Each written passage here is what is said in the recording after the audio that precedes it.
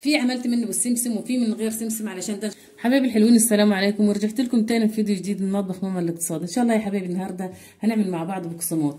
بقسماط احلى من بتاع المحلات كمان، عشان الاطفال في العشاء وفي الفطار وكده، والناس الكبيره تحب البقسماط برضو مع لبن مع شاي.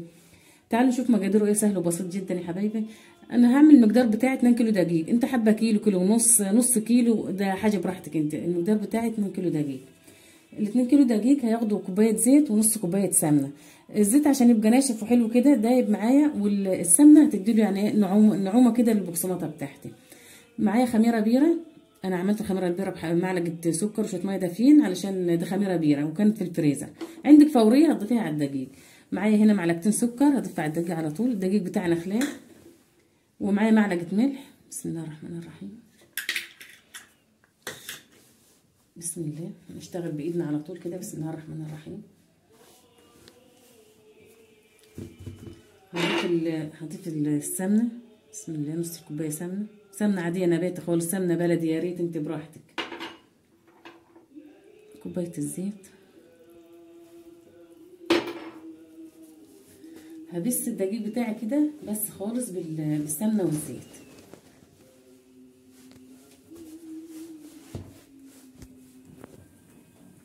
بسات الزيت والسمنه يا حبايبي كويس في الدقيق اهو، لما ما يبقاش في حاجه خالص. دلوقتي هضيف الخميره. بصوا الخميره عملت ازاي، عملت وش ازاي. بسم الله الرحمن الرحيم. معايا ميه دافيه هنا. بسم الله الرحمن الرحيم.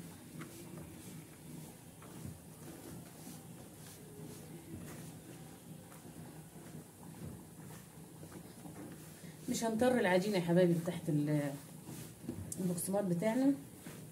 الميه دي ملهاش مقدار، لان على حسب فرق الدقيق بتاعك. في دقيق اما ياخد ميه ودقيق لا. فانت تحط الميه بتاعتك على قد ما تظبط العجينه بتاعتك، بس العجينه مش هتبقى طريه. بسم الله الرحمن الرحيم.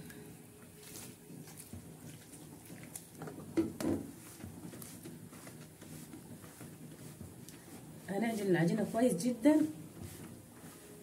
بحيث ان هي تتضرب معانا كويس، ومش هنطر العجينه. انا كنت حابه ان انا اعجن العجينه كامله معاكم، بس عشان وقت الفيديو ما يطولش عليكم هخلص العجينه وهوريها لكم بعد ما اعجنها. يا حبايبي خلصت العجينه اهي، وسبتها بعد ما خلصت ايدي منها ارتاحت ربع ساعه معايا. احنا مش هنخمر العجينه بتاعتنا. بصوا العجينه ملمسها عامل ازاي يا حبايبي. بصوا عجنتها تمام التمام ما شاء الله، لما بقت عامله زي الزبده اهي. وسبتها كمان ترتاح ربع ساعه. العجين بتاعنا مش هنخمره يا حبايبي، احنا هنسيبه بس يرتاح ربع ساعه، وبعد كده هنبدا فيها تقطيع على طول ان شاء الله، لان ده هيخمر في الساجات عندنا. بسم الله الرحمن الرحيم. انا عندي الصواني الالومنيا دي، دهنت حته سمنه كده بسيطه في الصينيه. لو عندك صاجات برضو تهني الصاج، بس ما تدهنيش بزيت.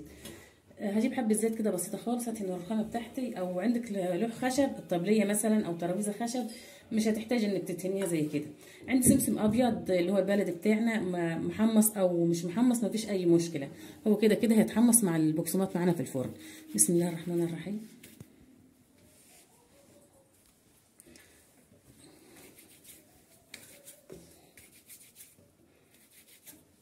اخد حبه السمسم كده رشها كده.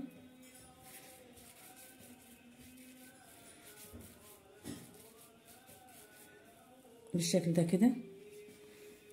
مش هطوله جو هنا، ولو طول منك مفيش مشكله تقدر تقصيه، تقطعيه بالسكينه. ما عندك مقص المطبخ تقصيه بيه، بس المقص لا، السكينه افضل، لانها تقصيه بعد ما تحطيه في الصينيه. مش كل مره تحط زيت لو هتعمل على الرخامه، عشان ما يخليش العجينه تمزلق وتجر منك. نخلي حجمه رفيع مش تخين. انا مرفعاه، بس هي الكاميرا على فكره مدياله سمك اعلى. بسم الله.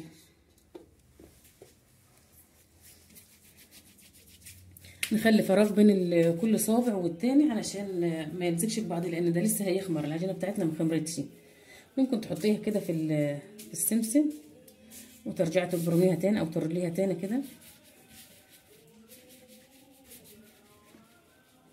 بالشكل ده كده.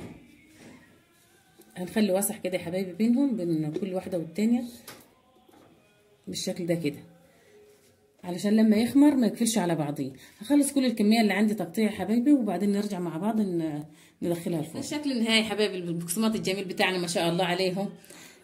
في عملت منه بالسمسم وفي من غير سمسم، علشان ده ان شاء الله هطحنه في الكبه وهعمل به، اضيفه على الفيجيتار بتاعنا عشان نوفر من كل ناحيه، وما شاء الله عليه وحلو خالص ومجرمش ما شاء الله. بس دي مش الكميه اللي انا عملتها. العيال عمالين يجرشوا ورايا فيه ما شاء الله عليهم فكلوا النص مني، لكن مطلع كميه كبيره جدا ما شاء الله. ولسه كمان في صوان ما كملتهاش، ما استوتش يعني، بس حبيت اخلص الفيديو معاكم.